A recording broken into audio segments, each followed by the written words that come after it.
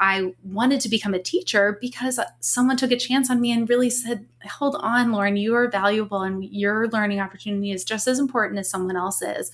And I wanted to give back. And so now I think about someone who's learning to code. I empathize with that learner. And so that I hope makes the content that I create accessible and something that hits home to all styles, modalities of learning and is coming from a kind lens.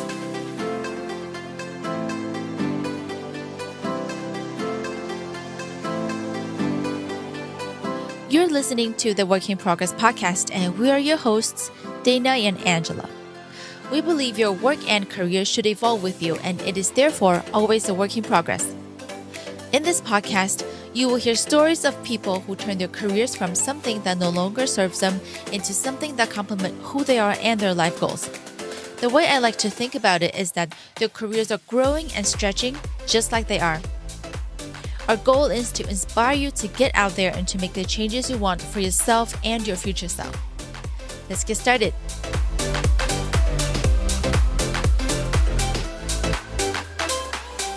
Good morning, everybody. Welcome back to the Work in Progress podcast. So today we're talking to Lauren, and Lauren is also on social media. She's everywhere, and we found out about her through her Instagram account, Lolo Coding, which we will link in the description. And she switched to tech and she has a podcast and she interviews people with a career change that goes into tech. So we definitely have a lot of questions for her and for the people that she interviews with. So before we get started with the question, Lauren, I was wondering if you could give us a little bit of introduction to yourself and we'll go from there. Absolutely. Thank you so much for having me today. I'm so excited to be talking to you both. So yes, as you said, my name is Lauren, and I have transitioned from being a English teacher. I was in that profession of education for about 10 years. I have my teaching credential and a master's from a school in California. And I in 2017, made the transition to learn to code and have been in the tech space ever since. And I missed the bit of teaching and in a way. And so I found myself back into a space where I'm merging the two loves or the two paths, if you will, into one role now today, where I am a developer education manager at a company called Vonage. And so that is essentially a role where I get to help other developers learn how to use products that my company creates. And I create content and tutorials and written version and also film and video format of how to become a developer and how to use tools to build cool apps. And so it's a really beautiful melding of my past life and my current life. And yes, as you said, I also host a podcast called We Belong Here. And it is all about highlighting stories of folks who are entering tech via unconventional paths.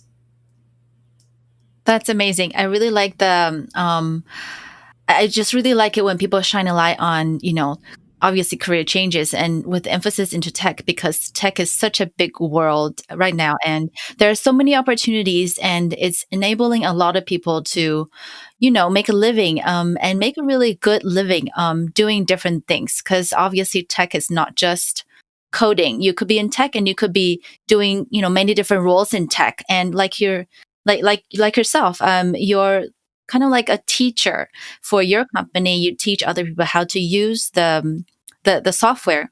So that's really amazing. I really like that that you're bringing in a different perspective. For sure. And so the thing is that I was a individual contributor at Amazon, and it was an incredible job. I landed it right after my boot camp, which was a superstar place, by the way. I should give them a shout out. It's called Ada Developers Academy in Seattle, Washington. And it's a program for women and gender diverse folk to learn to code for a full year, fully funded for free. So super cool place and resource for folks to learn about. So I will send you the link to include in the show notes and whatnot. But I was very, very lucky to attend a place like that. And then landed an incredible role at Amazon and felt like I had just made it. And it was, I felt like I was in a musical moment, that the climax had happened where I landed the job and I did it. And yet I felt wildly unfulfilled. and I wasn't enjoying the work that I was doing. I didn't love being a cog in the machine. I felt as though I was, yes, learning tech, but I wasn't necessarily using the skills that I had or that I had developed as a teacher. And maybe it felt as though I was like throwing all of that stuff away and didn't know how to meld my two identities as like this prior teacher with this new coder girl that I was. And so I like ended up falling down a lot of different paths where I then tried on a hat of being a technical product manager at GoDaddy for a little bit, thinking that, okay, I could maybe help influence the pipeline in the product roadmap, and maybe that would allow me to use those skills. But then I ended up missing coding. And so it really wasn't a good match either. And so luckily then that was probably around the time that I started public speaking and giving talks at conferences, and discovered that there's this whole industry of folks that are similarly extroverted, love coding, but also want to talk to their friends about it and don't want to just be staring at a computer screen all day. And so that is the space called Devrel, or developer relations. And I realized really quickly that that was like my calling, where I was going to end up, and so I ended up hustling and started my podcast and got to meet great people. And yeah, through all of those connections that I was making through conferences and networking, and then asking them to be on my podcast. And then afterwards being like, hey, can I get an interview at your company? So I found it a great role where I got to, merge both places of interest for me. And so, you just got to keep searching for the right role within this large industry of tech, because it's definitely out there for you. I really like that. And tell me why it was important for you to, or why were you unhappy at Amazon? It was not necessarily, it was, well, okay, let's back up a bit, because I'm coming from teaching, and I love literature, and I love immersing myself into a good book. And I was teaching, senior level English as well as sixth grade English. So I was doing a full range of kind of metacognitive reflection within literature and really diving deep into dialogues, and loved that role. But, I was living in Seattle. That is an unsustainable role or like salary, if we're going to be totally candid. And to live there and to make it. And so I began being curious of what other types of things were potentially at my fingertips. And code was not even on my radar. It was not even something I'm just not someone that was maybe technically inclined. I didn't grow up building websites for myself, had never touched HTML or any of those sort of things. And so I was on a school trip with my students. We were in Lusaka, Zambia, and I was there just as a chaperone, and my students were there setting up a sister kind of computer lab program to help students there learn HTML, CSS, basic JavaScript. And I'm sitting in the back of the classroom just as their teacher, kind of like reading a book, not paying too much attention, and listening to my students peer teach about this thing called coding. And like, wait, that's what this is? They're like, yeah, Lauren, get with the program. You can build websites with this stuff. And I'm like, okay, I want to try, and feeling just so in over my head, over my head with things I didn't know. And I had felt so comfortable sitting in that space as I'm the teacher, you're the student. And suddenly it was totally flipped for me. And I got home from that trip after we were there for about a month. And so I had a month-long mini boot camp with them, teaching me things. And the school year started up, and my students signed me up for a Code Academy account. That's what it was. And they started sending me assignments, and we're like, Lauren, work on this, build that website that you were talking about, totally encouraging me. And so suddenly That's they so were cool. giving me homework. I know, it was the best. And I loved it. I was hooked. I was like, wait, hold on. This is pretty awesome. And here I am teaching the art of a 5-paragraph essay about Holden Caulfield and Catcher in the Rye. The same essay is written by every single student in the class, and it's monotonous and boring. And I was like, well, I'm in the antiquated ages. Not to say that literature and dialogue is not an important art form and something that does need to be taught, but I suddenly felt, flipped and excited by something so modern and technical. And that's when I kind of fell into it. And so I luckily, landed a spot at Ada Developers Academy, and I entered at Amazon after that. And, my team was really supportive. They wanted me there. They were really encouraging of my growth. But I just felt like I was not contributing to anything greater than my team built at Kindle. We built a list of the top 20 books read every week, and which is really interesting because they have Kindle data about readership versus like the New York Times has a list of most sold books, but Kindle has access to like what are books that people actually read. And so I thought that was really fascinating at the get-go. Like, oh wow, we can really use this user data to tell something interesting.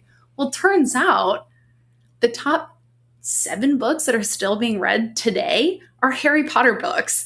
And so the list Really? was wildly static, and there was nothing interesting about the data at all. And like the Bible was a top one too, but you can't really put that on the list. And it just got so boring really quickly. And I was just sitting there being like, you guys, what are we doing? And also, it was a really male dominated team. That was really a new space for me as well. I wasn't necessarily comfortable in in that setting almost at the beginning, because coming from teaching, it's a majority is based. It's a woman field. Sorry, how should I say that? It's I'm coming from teaching, which is a um, female dominant industry. Yeah, I mean, if anything, I would imagine it being at least a little more equally represented by both genders. And so it was being in that Kindle space just did not feel for me to be, how to say it. I also felt as though I wasn't contributing to the greatest bottom line, or I wanted to find a place that I could be comfortable at the mission driven concept, or something that was going to, I felt like I was contributing to the greater good in the world. And cultivating a list or curating a list each week that the top books are 7 of them are Harry Potter. Don't get me wrong, I'm obsessed with that series. So it was fun to see that. But I was feeling as though I was just a participant in something, very small participant in a very large thing, and I didn't see my growth there. So I began searching for more. That makes sense, and that's a legitimate feeling, right? Mhm. You're just a small part of this big team, and working on something that you probably don't enjoy as much, or you just feel like I think I know. I definitely can't relate to what you're saying when it comes to just feeling like you want to work on something that's more mission driven, that has more meaning, things like that. And I think it's a sign that you're looking for more challenge, and I think that's a good sign. And I think a lot of people just kind of let that go. They kind of just say, yeah, that's, but that's this is a job and it pays, and they just kind of go back to the miserable life that they've been living in for a while. But I think some people do eventually think that, well, this is not working out, and I do want to find something else that is more satisfying intellectually, or career wise. And I think that's the path you chose, and I really like that. Yeah, I think I felt as though I saw my team, mind you, was shocked when I left. They were like, "What? People don't leave?" And I just remember saying, like, I just want to keep learning and seeing what else is out there. I'm so new to this space and industry, and I need to know. I need to understand what it looks like to be on a back end of the code base, and I need to explore. And then I was curious to explore what it was like to live in a product side of things. And so it was really important for me to see all sides of the full stack, if you will, and also understand what it means to be a woman in tech, and to prioritize my own happiness as well, and to kind of not allow myself to fall into a rut. You spend so much of your day working, so might as well be having a great time doing it, and that's so possible in tech, and that's an important message for me to drive home. Mm, yes. And tell me about your experience in the boot camp. Oh my goodness. I was I was a part of a cohort of 48 other incredible individuals that were coming from wildly different and diverse walks of life, and were thrown into a program that was in person 9 to 5 every single day. It was more work and more um, emotional stress, mental stress, than I had ever experienced in my entire life, even in my master's, whatever. Like, this was the most challenging, but obviously most rewarding, because suddenly I was doing magic on my computer that I before had no clue that my brain was even possible of understanding and making sense of. And it was really important for me also to switch that role and finally be a student again, and to really be learning and challenging my brain in such a dramatically different way. And so it was a wonderful experience, and lovely friends from it. And it's been really fun now since we graduated. We have 6 months in the classroom and then 5 months in internship. And we graduated in 2018, I believe. I think. Yeah, that sounds right. I graduated in 2018, and it's been so fun now, 2 years out, seeing where folks in my program have gone to and what they've gone on to achieve in this space and industry. And I was at cohort 8, and so there's now 13 cohorts. I could be wrong, but it's so neat to see every 6 months a new batch of 80s is what we call ourselves, immersing ourselves into the Seattle mostly tech space, but the nation as well. And I'm so proud of the program to be a part of it. And it's so neat too to see folks that were in part of cohort 0, the first one, and what they have achieved and gone on to be starting up their own tech companies, and taking on massive leadership roles, et cetera. And I think that that's really important too, because the more women we can get into those senior leadership roles, the more impact we can be making, and making hiring decisions and being really thoughtful about that, which is 100% a mission of the organization as well. And I'm also reading a little bit more about the Ada Developers Academy that on your LinkedIn profile, and it looks like it's very interesting. Actually, a lot of the boot camps I am aware of, or in the Bay Area, are like 3 to maybe 6 months, and they're usually a bit more shorter than the program that I'm seeing here. And tell us about your decision to join this one. Did that change anything, or did that make any, I guess, made you decide on this one over some other boot camps? It's important to acknowledge what a privilege it was to attend and be able to sacrifice a salary for the 6 months that it required to attend that in-person program. And so also, because it was in person, that meant that a lot of attendees were moving from all over the country to attend. And so uprooting their life, not having a salary, and then immersing themselves into this new industry and space, and not having enough free time in their life to maintain friendships or any other relationship really outside of the program, because it was so demanding. But I mean, obviously, it wildly rewarding in that self as well. And so there's a guaranteed internship afterwards. And so for me, that felt like, oh, wow, I'm going to be in the space. I know myself as a learner too. I don't do super well with online content. And so I felt that it was important for me to have an instructor in my face, take notes, and be accountable to that. But then also this piece of an opportunity to get my foot in the door after those first 6 months, and to have a stipend that portion of it is paid, which is great. And the fact that it's tuition free too. I mean, it was a massive sacrifice to walk away or to pursue something that is a year long, but all of the other contributors or factors made it such an easy option for me. And so I was really lucky to get in on my first attempt at admission. But I had lots of friends in the class that, it was their third, fourth, fifth time of applying, because it's an incredible program. It's definitely worth it. Mm-hmm. Got it.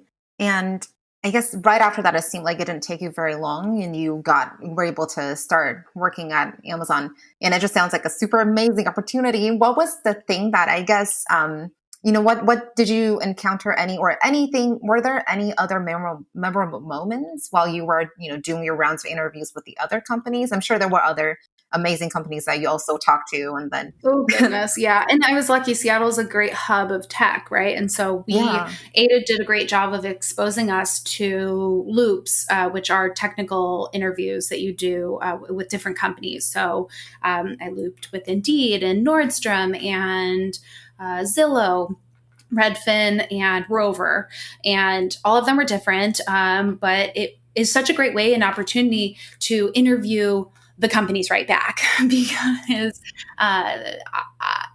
there's a massive trope in tech is to do whiteboard interviews where you stand in front of a whiteboard in front of a room of people or one person. They ask you a question. You are to perform code on a whiteboard, which is total malarkey because it's never a real world scenario in which you will do in your day-to-day life. And they also ask you questions about computer science, which are fundamentals that are taught in a 4-year program that act as a gatekeeper for folks that attend boot camps because we don't have time to teach how to traverse a tree because we're teaching the fundamentals of HTML and how to understand the internet. And there's so much that is valuable about curriculums and boot camps because it helps you prepare for the actual day-to-day job, but the gatekeeping exists in the tech interview. And so companies that are doing more progressive portfolio-based or real-world scenario interviews or a code challenge in which you help debug something that the team is actually facing day in, day out, I find those companies to be the most interesting. And, it is kind of the big dogs in tech that are still sticking with the whiteboard and are historically, glued to that because there is data that says that there's a link there between success, but the hiring practices need to change in tech. And I was really lucky when I interviewed with my current company, which I love my role there. They asked me to do write a mock tutorial of using the content and how would I use their products, their APIs to build something great. And so I got to build out a mini app and show them what that looks like. And it felt so reflective of what the actual role would be that even was an opportunity for me to see in the interview phase of things. Wow, I believe in what this company is trying to achieve and what their values are too, and what they value in assessing a new teammate. And so I think those are opportunities that we can use to kind of lift the veil a bit on corporate practices. Mm-hmm. That is so very true. I think, like you said, probably a lot of the big big dogs in tech are still sticking to what they know, kind of quote unquote best, to find the best talent. Although the times have changed and the market is different, and Definitely. obviously the talent pool is very different nowadays. But I think it really just takes more and more people from coming from unconventional paths, like the people that you talk to kind of slowly change the overall impression of what's the best way to find talent in tech. Right. But And that we'll was get really there at some important for me. point. Exactly. And I believe that we will. When the opportunity was presented to me to apply for a promotion internally to take on a manager role, I obviously had some imposter syndrome happening and felt like, oh my gosh, I'm not ready for this. No way. But then another voice was even stronger of get that promotion, become a manager, and make badass hiring decisions and get folks that you believe in onto your team and your company. And so that outweighed, obviously, and felt that, logic won out, if you will. And I'm really lucky now that I get to make those hiring decisions. And I love being able to find other folks that attended boot camps and being like, yeah, you get a job here and I'm going to be your mentor and we're going to make this happen for you. So it feels really great to kind of now switch roles in that way and to be giving back. That's amazing. Yeah, I love that. I think really it just takes more and more people to enter from unconventional paths and then Yeah. move up to the level where we can start to kind of have our voices heard at the management level. But yeah, it'll take time, but we'll get there. Exactly. Yeah. So then you mentioned that you were a technical product manager at GoDaddy, and I'm so curious to hear you talk a little bit more about that role. It looks like you did eventually link there, but as far as I know, I think product manager is, also a very popular role nowadays, and a lot of people are trying to break into it. So Yeah. tell us about the path you took from being like an engineer and then, the decision you made to decide to become a product manager. What triggered that? Yeah, so I actually interviewed for a software engineering role when I was finishing up at GoDaddy and I was finishing up my internship at Amazon. My manager there was like, yeah, go test the waters elsewhere, find other opportunities and see if like this is where you want to stay on. And that was a great opportunity for me, because then a tip in interviewing is if you can get more than one offer, it then helps you negotiate and get more money, right? And so I literally just met with GoDaddy so that I could get another offer and then go back to Amazon and get a better offer than I had from my team at that moment. But they said no to me on a software engineering role, and that really hurt my ego, felt bruised. I had an offer from Amazon, but they called me back and they were like, "Hey, we really liked you and actually think that this could be a cool opportunity. We have this opening for this other role. Would you talk to the team?" And then I ended up talking to this full product group afterwards, and they won me in their personability and their what they had vision for the company. GoDaddy is much smaller than Amazon. It felt like I could have this tangible impact on a roadmap of what they were helping achieve. My dad was a faithful user of the product growing up. He was always buying domains. And so it was something I was familiar with. But GoDaddy is a company that is known by the popular culture from the 90s and 2000s. They had these really sexist commercials during the Super Bowl that were like girls in bikinis wearing in race car themes. And it was just gross and patriarchal and misogynistic, and no, not my cup of tea, obviously. But I met with an incredible woman who was the director of product, and she was like, "Listen, that's the old company. We have a new leadership staff. We've swept house of that. We totally take ownership that was a bad call. That was not who we are today, and we want to address that, learn from it."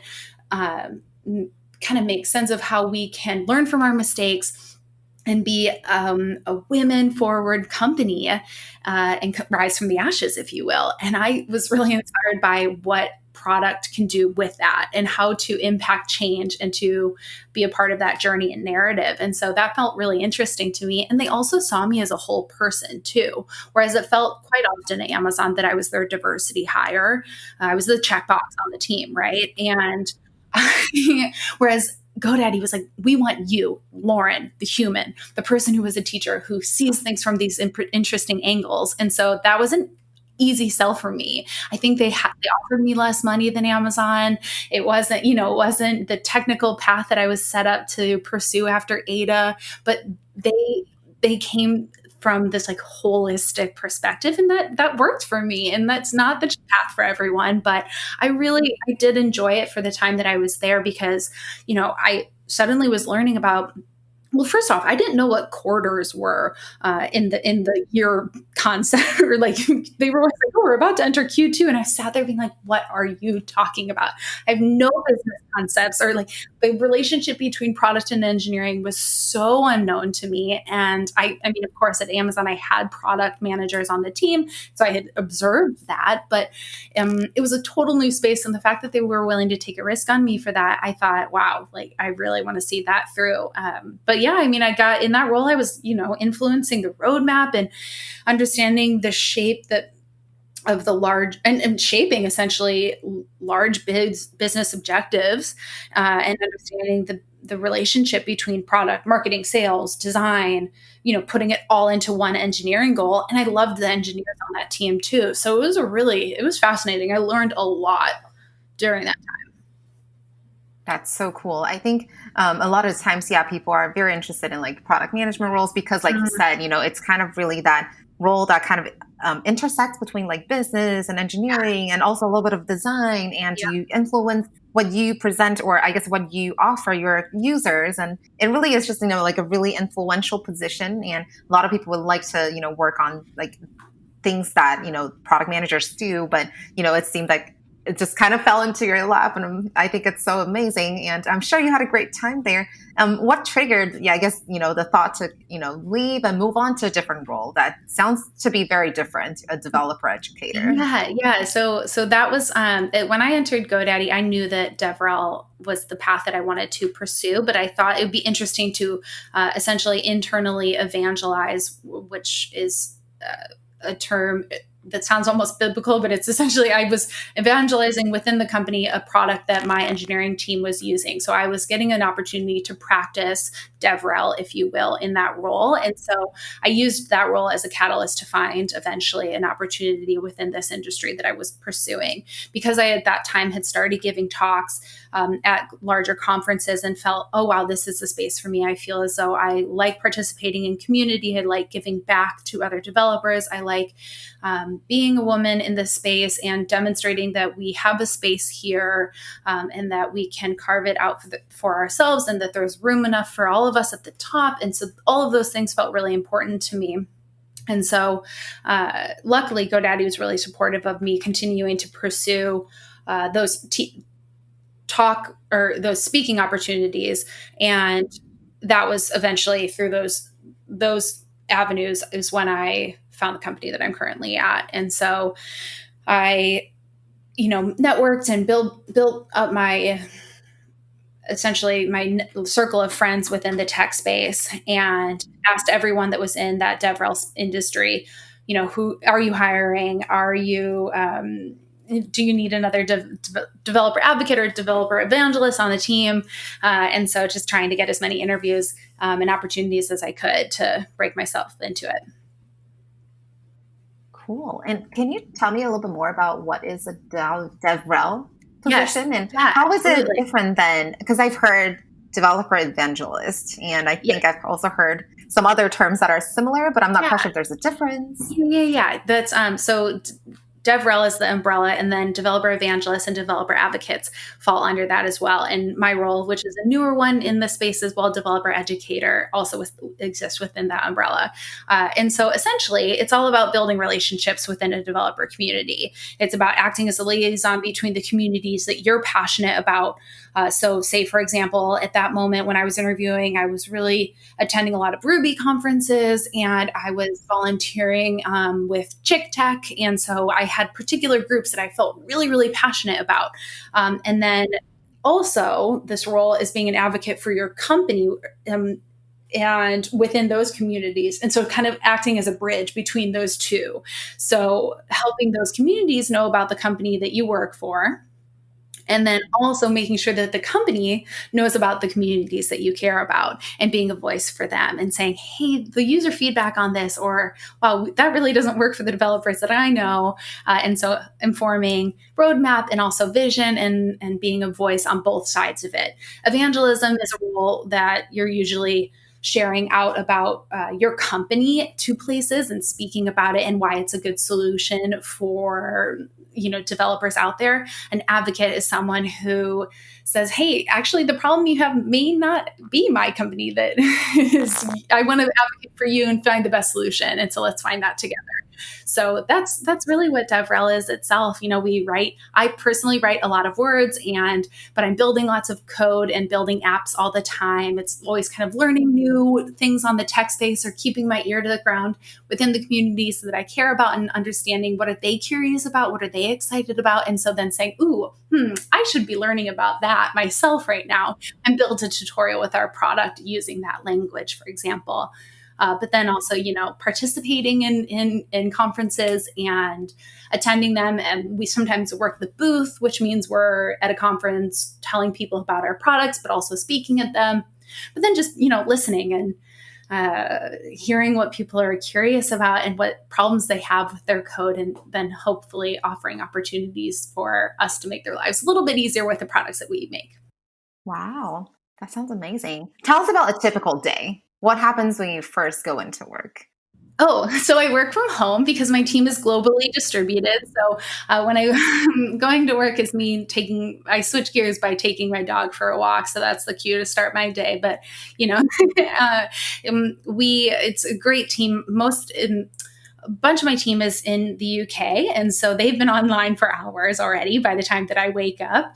And so catching up on Slack and understanding what we're talking about, what products we need to be paying attention to, or creating content for Uh, we are trying to break into the video space right now. And so I have been delving into Twitch and I've been live streaming. I have a series that I've started recently called Lauren Learns Things. And I am being wildly vulnerable and work with folks on my DevRel team. And they're the experts and they walk me through something that they're working on with one of our products. And I usually have no clue what we're talking about, but it's been great because I've learned a little bit about PHP a couple weeks ago. We've built a couple Python apps. And so those are things that I'd never really worked in with before. And it's such a fun opportunity to be demonstrating that vulnerability online, live for folks to watch. But yeah, that's one portion of it. But it's also brainstorming what are cool ways that we can be building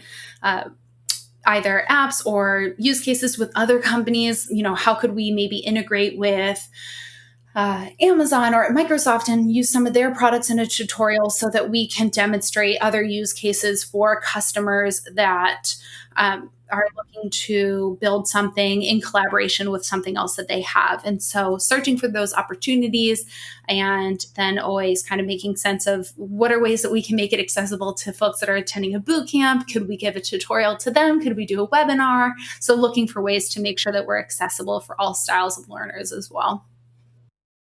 So earlier you mentioned that you wanted to be the person doing the hiring in the tech roles, and that makes me wonder what are what are some things you're trying to change with the hiring in tech?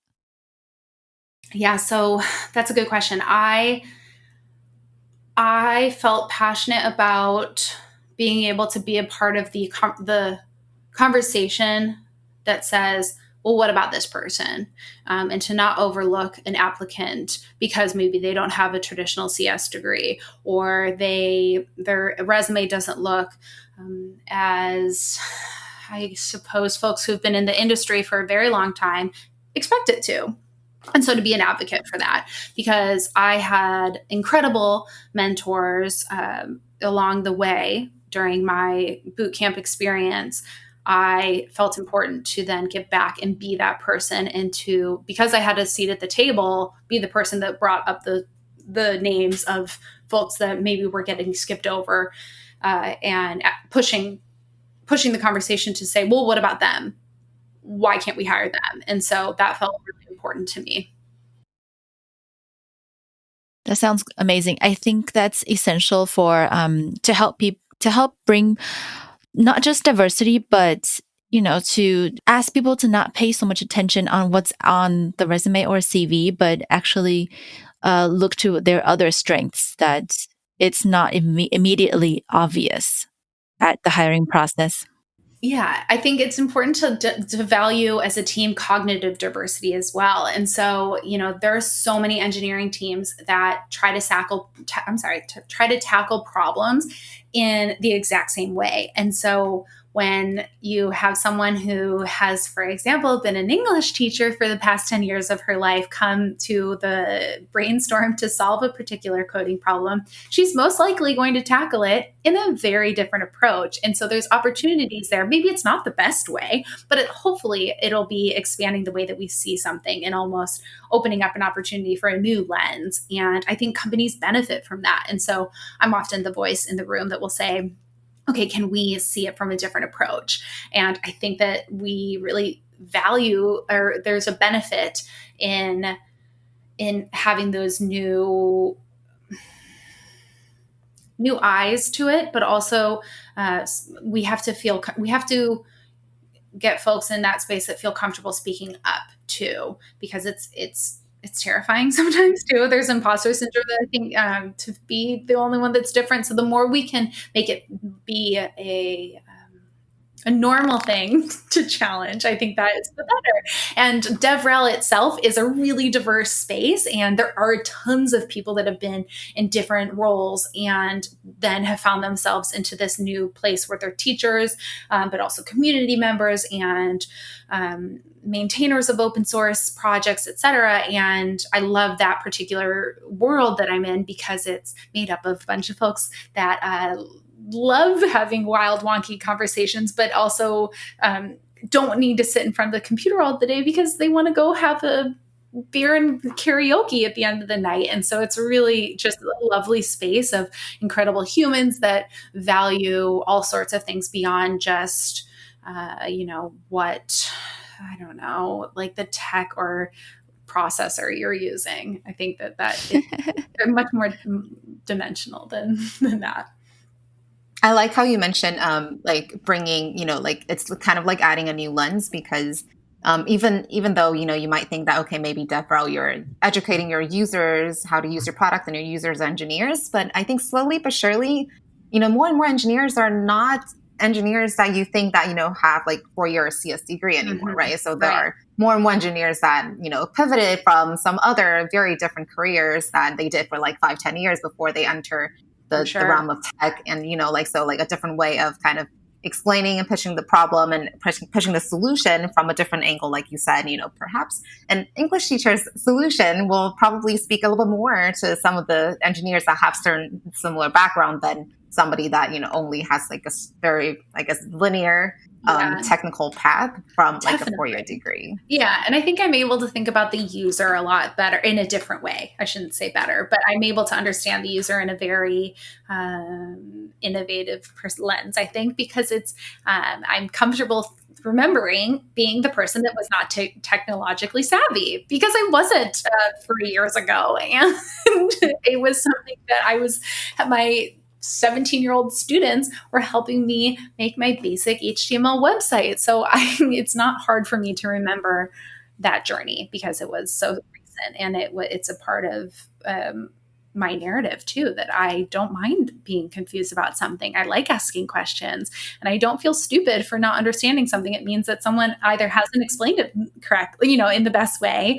or they're just making assumptions. And I don't think that it's a bad thing to ask more questions about things. So I feel comfortable in that world.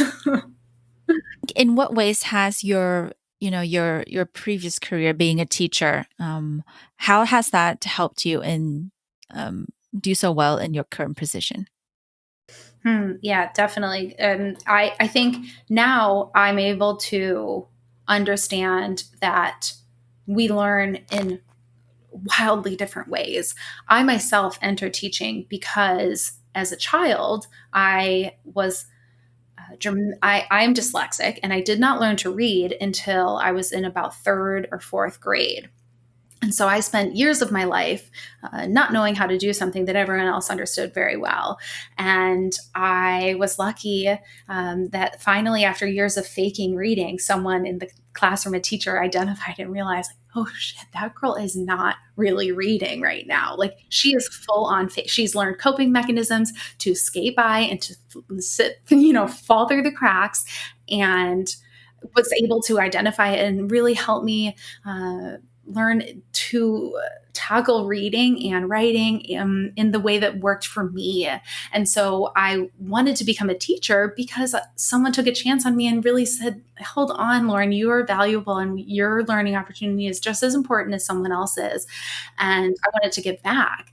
And that has never left me. And so now I think about someone who's learning to code and is feeling frustrated because the debugging process is wildly confusing at the beginning, and it's hard to pinpoint where exactly something is going wrong when you don't fully understand all parts of something within your code.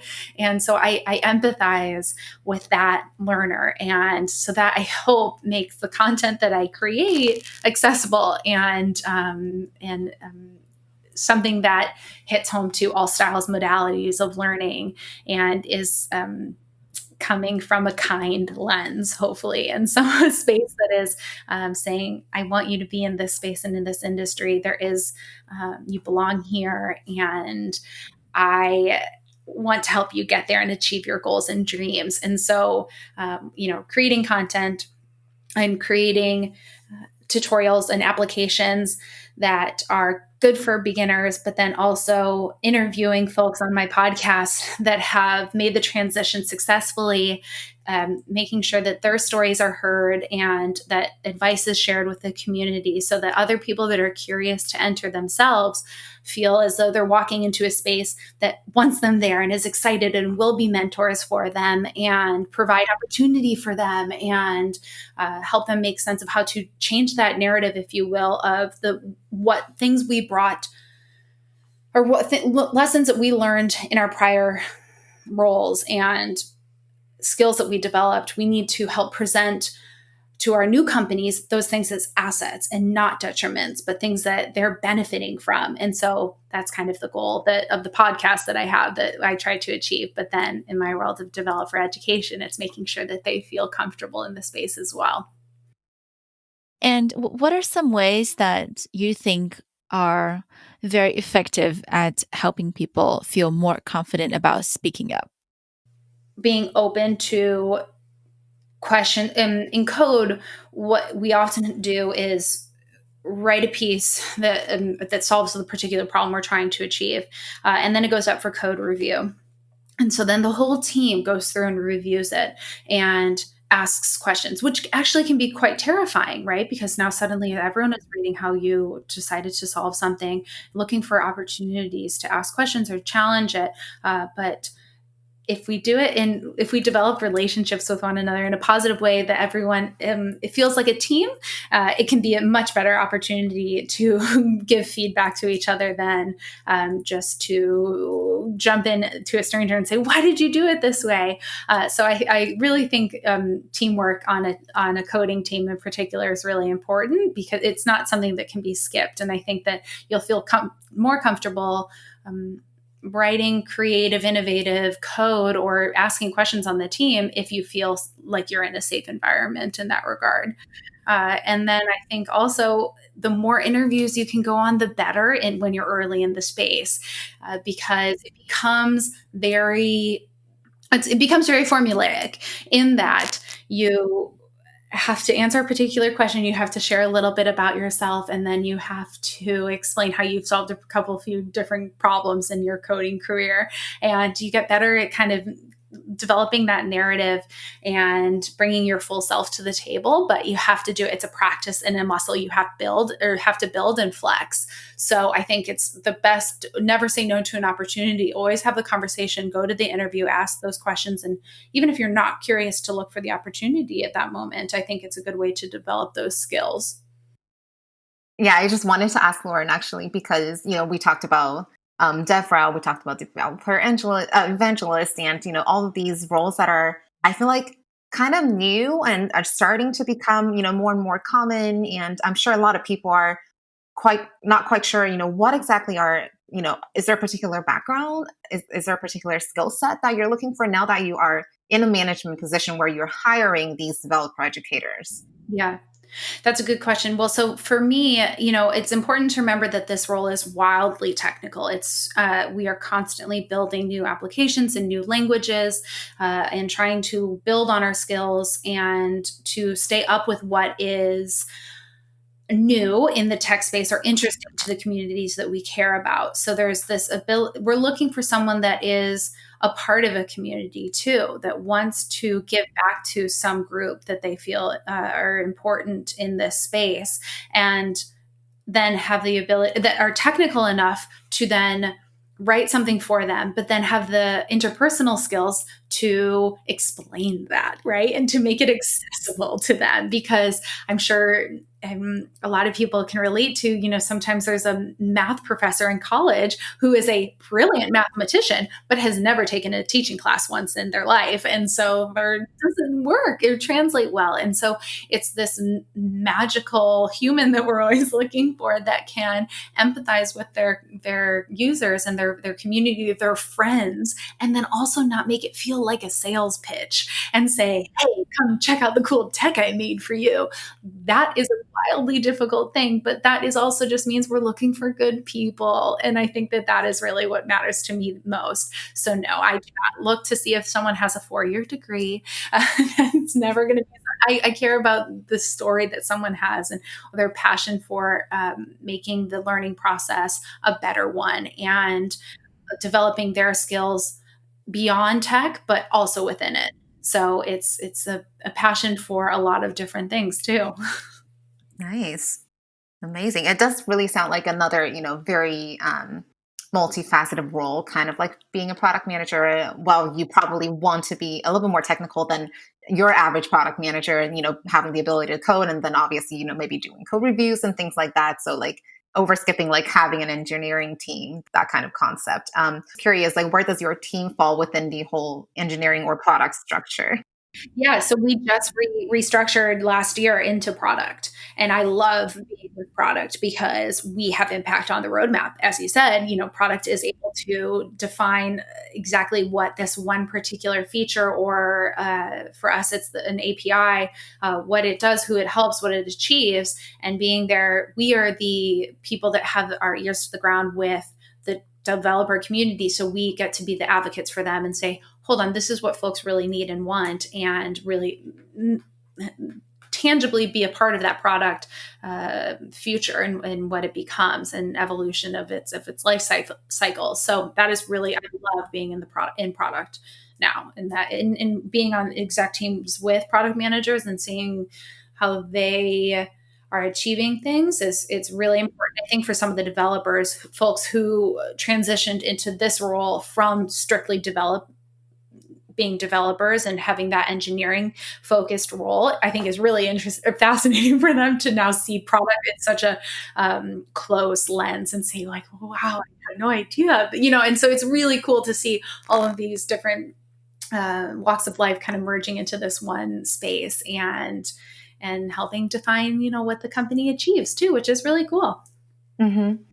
And I guess what's your advice on, for those people that are currently job searching and looking for their next opportunities?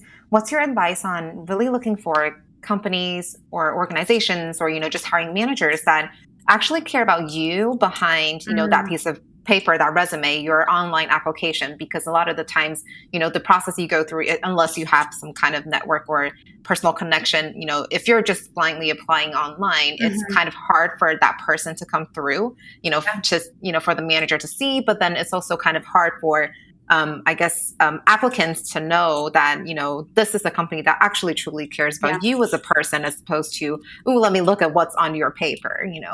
What's your advice on finding that dream ideal company and hiring manager? Tough thing. And I'll push back on it. Find the people at the companies, get those referrals, because then there's a person in the space that you can ask those questions to. Like, what is your day in, day out look like? What's your relationship like with your manager? What's your relationship like with your skip manager? And then you have access to real, truthful, hopefully honest answers.